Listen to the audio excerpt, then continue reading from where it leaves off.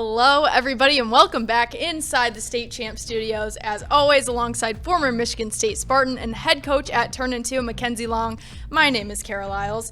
Now, Kenzie, this past week, I was looking at your Twitter because, you got a lot of stuff going on, all the interesting stuff that you have on there, and you had a poll for college coaches on where they find most of their recruits. What did you find? Yeah, I think it's interesting as we have a lot of players in the state that are college-bound players, and so we wanted to see and help guide players on where the best way that coaches can notice you. And the results were prospect camps, which we assumed, but the other one was Twitter, right? And videos on Twitter and putting yourself out on Twitter. And I know that's uncomfortable for a lot of players, but it seemed to be the place that most coaches are finding their prospects. When you were in high school, we were just talking about you went to a huge high school, but when you were in high school, what was your recruiting process? Yeah, it's interesting because it was so long ago. A lot of it wasn't that long ago. True. But a lot of the times, Twitter wasn't actually really a thing back then, so a lot of it was emails. Emails are still a thing, but not as much. I think we kind of hounded emails on our prospects, and I would encourage players to go more on Twitter versus emails. Tag coaches on Twitter and then email them as well. It's so crazy how, everything is kind of evolved into a huge social media presence, even things like recruiting. Yeah, social media is huge, and I think using social media as a platform can be super beneficial. The way you word your tweets are super important. Remember, we play a team sport, a we sport, not an I sport, so it's important to talk about how your team is succeeding and how you're helping impact your team, not just what you're doing personally. Well, let's talk about some of these teams. Let's get into some recapping of some games that we had last week. Let's start with Vicksburg and Mercy. Gosh, Caitlin Palazzi again. She threw a perfect game against Vicksburg. And like we talked about last week, is Vicksburg has a combination of speed and power, and she was able to just mitigate that, right? She had 16 strikeouts on the day. She went all 7 innings. She's just a phenomenal player. And again, she sat down an offense that tends to score a lot of runs, and she did it with perfectly. Right. And not to, discredit what Vicksburg did. They played a good game against her. Yeah, they did, and I think, again, when you have players like a Diekman on their team and an Ella Luigi, she sat down the players that are able to put the ball in and make mistakes. So that's a huge win for Mercy because, yes, they won 9-0. We've talked about, the success that she has had. Let's say you're going into a game against her. How do you prepare to face a pitcher like that? Yeah, one of the things that she has is she has 2 rise balls. She has a low rise and a high rise, and so the goal is forcing her to bring the ball down. One of the things that happens with Mercy is when they get ahead early, when they score first, she settles in and she tends to not walk a lot of players. And so you want to force her into a position to throw a lot of pitches. But my encouragement is you want to make sure that you're seeing the ball down in the zone. You're not looking up because she's going to get you up and she's just going to go higher. Well, that wasn't the only perfect game that we had last week. Emma Grau from Canton also had a perfect game. Just crazy. Yeah, Emma Grau is another phenomenal pitcher. Canton's one of those kind of sleeper teams a little bit because they have a pitcher like Emma Grau. Emma Grau consistently puts great outings together. She was flawless in that game with a 7-inning perfect game. She can upset people like she did last year against she was the one who upset Allen Park. Right. And they have enough hitters on their team to kind of help that, but a perfect game by Emma. Awesome job. She, again, we talk each and every week about the confidence builder that you have on your team. I feel like every team kind of has 1 or 2 of them. She's definitely that one for Canton. Yeah, exactly. And I think we kind of talked about sleepers and teams trying to get on a roll. Canton's one of those teams that they're looking to get on a roll. They haven't quite gotten on that roll yet. But again, when you have Emma on the mound and then you have a hitter like Ella Fournier, you can upset somebody. And so Canton's dangerous. We've had so many good softball games. We had a 1-hitter, South Lyon and Lakeland. Gosh, again, talking about another pitcher of Ava Bradshaw, right? She had 15 strikeouts in that game. And what I liked about that game is she only had 1 walk. And that's been kind of an issue for Ava, is really settling in the zone. She throws up in the zone, so she gets outs. But when you settle her in, she threw really well in that game with only 1 walk and 15 strikeouts. The key to that, though, is they need to score more runs. South Lyon needs to put more hits on the board. Ava had 2 hits in that game. She can't be the team that carries offense and defense. She needs some surrounding cast. And they've picked a perfect time to start settling in, right? I feel like they've kind of found their groove now. Ava's found her groove offensively and defensively. It's important for them, right? Correct. And, again, Ava's another one that she can carry a team all the way to a state championship. She can do it offensively and on the mound. The key for her is she's starting to settle in with her knee. I think it took her a little bit to kind of find her groove, get comfortable again with her ACL injury, but she's back. She threw both 7 innings in that game, so she had a combined of 14 innings with 30 strikeouts. She did a great job that day. But again, South Lyon, in order for them to make a run, they got to score more runs. And we love these type of games. East taking on the West. We had Portage Central taking on Divine Child in the East versus West tournament. What'd you like out of that one? Yeah, Portage Central is kind of another sleeper team. They're right. 20-4 on the year. They have 2 really good pitchers in Tatum and Macy. Both of them are committed. Macy's committed to Ursuline, and Tatum's committed to Georgia Gwinnett. Mm-hmm. I think the key for them is they had 3 extra base hits, but they also had 3 stolen bases. Mm-hmm. And we talked about stolen bases being the key as you kind of go into it.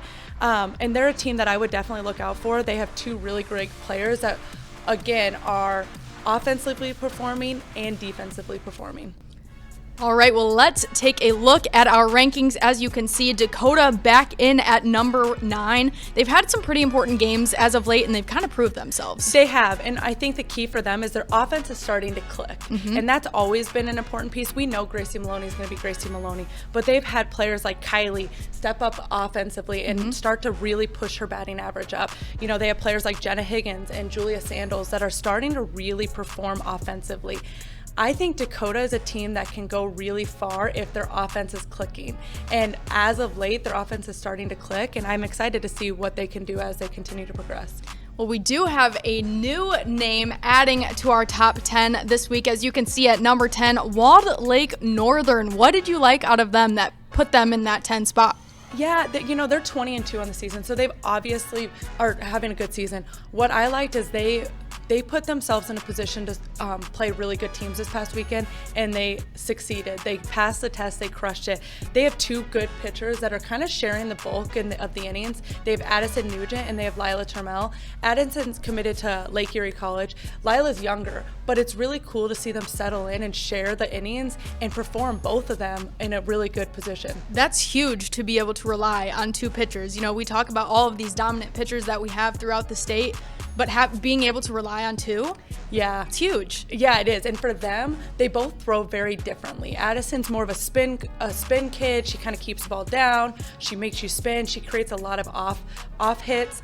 Where Lila's more of a pitcher that throws a little bit higher. She's a power pitcher. So they have the ability to kind of give you 2 different looks. And that's kind of what they're doing. I think Coach Woodard, their coach, is a great coach. And so she's starting to figure out her team and what they're going to do to be successful. And just a reminder, you can always view our top 10 rankings at statechampsw.com. Well, let's talk Player of the Year. We're so excited. We have a new face back on our list, Avery Garden. What does she do to impact Allen Park? Yeah, my favorite thing about Avery is she swings hard all the time. Like when she's up there, you can tell her mindset is just to do damage, and that's a great place to be. But the thing that I like is she only has 3 strikeouts in the year. She has more extra base hits than she does singles, right? She has 6 home runs. She has 23 extra base hits on the year and only 15 singles. I think the key for her is she kind of eludes confidence to her team. She kind of brings that aura of like, we can do this, we're going to hit the ball hard, and I love that. I think she's a catalyst for Allen Park. I think she's the key component for Allen Park, and she's committed Northwestern, so she, again, just has that competitive nature, and she brings that gritty attitude to them, and she's a phenomenal player. We talk leaders all the time, and again, she's one that you can just see right from the beginning. 100%. She's one that kind of everybody kind of clings to at Allen Park, right? When we talk about the big 3, she is the big part of the 3, right? Yeah. She is a huge component because when you have Kylie and you have Mac, they get on, but she's kind of the RBI leader. She's the one that's going to set the tone for the offense, and if Allen Park wants to make a run, she has to continue to be elite in the box, and she's doing just that with the .633 batting average on the year. Well, congratulations to Avery being put back on our Player of the Year list. Just a reminder, you can vote for your favorite player at statechampsw.com, and whoever is leading that online vote is not guaranteed as our winner, but they will never be removed from our list. Well, we have got some huge games coming up this week in the Michigan Challenge Tournament. Huge tournament. So many teams. Are there any games that you're really looking forward to seeing? Yeah, we talked about last week about how there's teams that need to start getting on a roll and start gaining confidence. And I think this is a huge place in tournament for those teams. I'm excited for the game like Mercy versus Milan. I think Milan's a sleeper team, so I'm excited to see how they perform against Caitlin Palazzi. I'm excited for Woodhaven versus Walled Lake Northern. I think, again, Walled Lake Northern is starting to make their run. Can they do it against quality opponents over and over again? I'm excited for Dakota versus Canton, right? Because I think Canton, again, is a team that they have Emma Grau. So there's a lot of teams that are sleeper teams that are playing really good teams in our top 10 list. I'm excited to see how they perform. It's going to be a weekend where I feel like teams that have had success are going to kind of be put to the challenge a little bit by teams that, we would quote unquote call sleeper teams, right? Correct. And I think, again, we talk about the longevity of a season, right? And when you go into districts, you have to win 2 games. And when you go into regionals, you have to win 2 games. And so in order to get out of districts and regionals, you have to put together back-to-back outings. And so this is going to be an important tournament for those teams to see if they can put together back-to-back outings, because now they're playing teams back-to-back that you need your best. And so it'll be exciting to see how they're able to perform from 1 through 9 and everybody on defense. Well, I know one thing for sure. You talked about the amount of games that you have to play, whether it's 1 single game, 2 games, 3 games in a row. If the bats stay hot, you're going to keep winning. Yes, no doubt. And if the defense keeps turning too. Swing Away is presented by Lawrence Technological University. Be curious, make magic. Swing Away is also presented to you by Turn 2 Softball. Continue to dream big and invest in development. Visit our website at turn2mi.com. The Michigan High School Athletic Association, promoting the value and values of educational athletics. The Michigan Army National Guard, a proud sponsor of the MHSAA. And the Detroit Athletic Club Foundation's Michigan High School Male and Female Athlete of the Year Award.